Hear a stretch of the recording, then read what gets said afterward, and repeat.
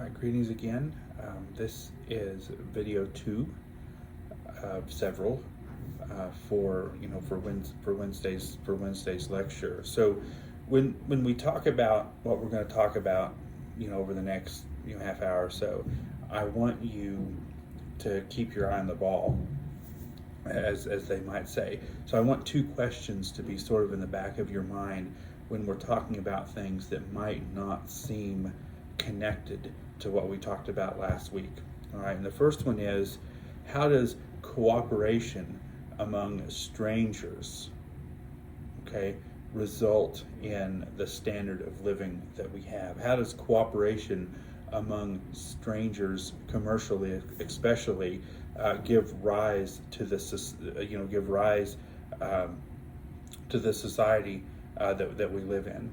All right. Sort of the second question that we need to address directly, all right, is what happens when people divide tasks? So when you're part of a million people or a billion people involved in the production process, when you're part of millions of people that are somehow very, very small, smally involved, those aren't even words.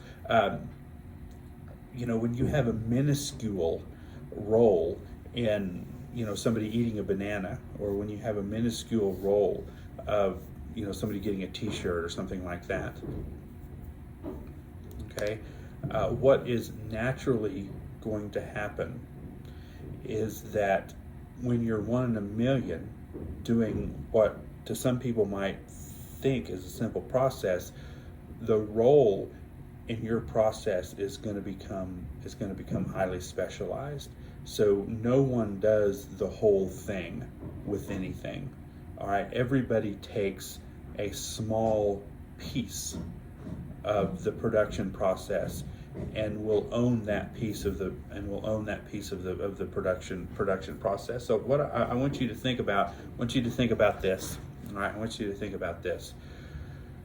What are the advantages of working together in a group as opposed to working by yourself? So let's do a thought experiment. Okay, let's do a thought experiment. Think about 10 people, given a task to build 10 houses. Okay, and let's say that you have 2 groups of 10 people, and you give each group the task, build 10 houses. Build 10 houses.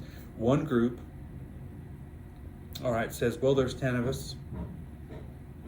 We're going to build 10 houses, so let's separate. All right, let's each work on our own house. The other group, in contrast, says, well, let's build the first house all together. Then let's build the second house all together. And then the third house all together, and so forth until we're done with our task. So my question to you is this: which group do you think will finish faster? All right, which group will finish first? So I pause. All right, I think almost all of you are thinking, well, of course the group that builds houses one at a time will finish faster than the group that decides to each individual working on one house from start to finish. All right, so I think that's what most people are going to say. I think that's obvious. I think it's true most of the time for most things. But the interesting question that we have to deal with today is why exactly is that? All right, so why is the group of 10 people working the same? Why are they able to finish their task so much more quickly than the group that decides to work? As individuals. Well, there are 3 basic reasons that economists can identify as to why the group that works together will finish first. All right, now I'll have these written down for you on the notes that I provide you with these videos, so you can kind of take your own notes and fill in some of the blanks as I go along.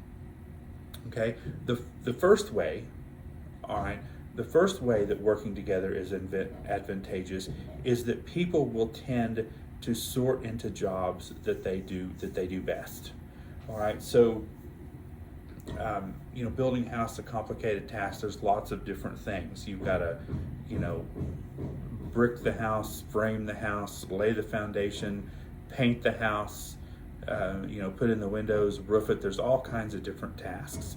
So certain people are going to be generally suited for certain tasks, and there's going to be a sorting mechanism that kind of will drive people into doing what they're best what they're best at doing. So somebody who's really good at tedious, careful work might paint, might do the wiring or stuff like that.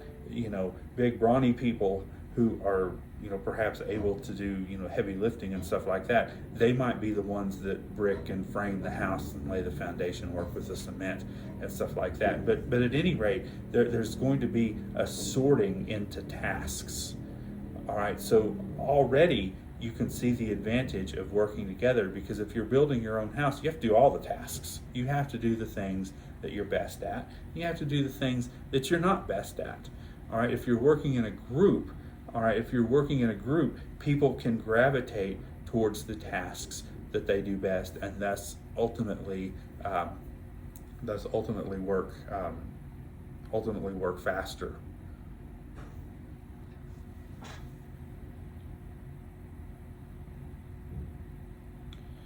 The second way in which working in groups can facilitate faster production or more efficient production, or however you want to say it, would be people will learn by doing. Okay, people will learn by doing. So if you do a task in a house, and let's say you're the painter, all right, so if you do a task in a house and you do it, you do it one time, everything that you have learned in painting a house, once you've done it and once you're done, you don't need to paint another house. All that experience and all the knowledge that you may have gained, all the tricks that you learned through trial and error, whatever, it's gone. Once you've done it once, you never do it again. But if you're going to paint 10 houses, all right, you will paint the 10th house much faster and much more effectively than you painted the first house, because you've learned all this stuff along the way. Okay, you've learned all this stuff along the way. So learning by doing, and the gain of experience in doing a task repeatedly over and over and over and over again yields tremendous benefits, all right, that can be gained by everyone if we have people sorting into narrow tasks. If everyone has to do everything, all right, if everyone has to do everything, then there's not as much trial and error. There's not as much replication of effort. And so the knowledge that is gained by doing a task is lost. All right, the knowledge that is gained by doing a task is lost completely. Okay, the final thing, and this is going to be the one that we're going to end up spending the most time on, the final thing that benefits, all right, the final thing that benefits the production process, or the speed or efficiency of production when people work together, is if you work together and you do basically a narrow task instead of a more broad task, or instead of everything. All right, well, if you focus on a narrow task, or if individuals focus on a narrow task, then the benefits of acquiring specific capital, either human capital or physical capital, all right, become much greater. All right, so if people focus on narrower and narrower tasks, okay, if people focus on narrower and narrower tasks, then there's an incentive for people to invest. Okay, there's an incentive for people to invest in human capital and physical capital. So at this point, let me quickly identify and define those terms that are economics jargon. The first term that I used is investment. Okay, in economics, the word investment means money or resources spent on capital goods. Okay, so investment isn't you putting money into a 401k or a savings account or CD or even a business directly. for that matter. Investment is money that is spent, okay, buying things that help in the production process, whether they are physical assets, all right, which would be called physical capital, all right, so a factory or an assembly line or a computer system or a copy machine or cars for salespeople to drive around. Those are all physical capital. There are things that would help people produce other things. Okay?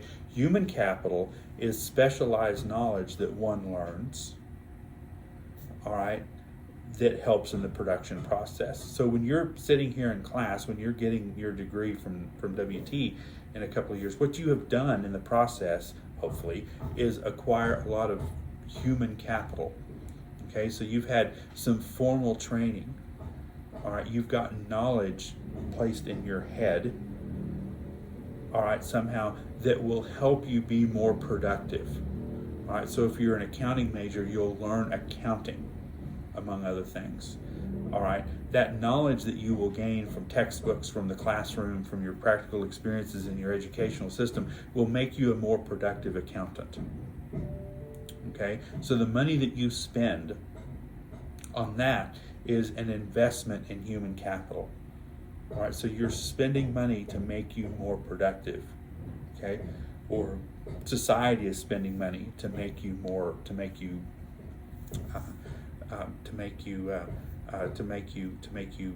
more productive. So when you've got people doing narrower and narrower tasks, there is an incentive for people to invest in specialized equipment and in specialized knowledge that you don't have if you're working on your own.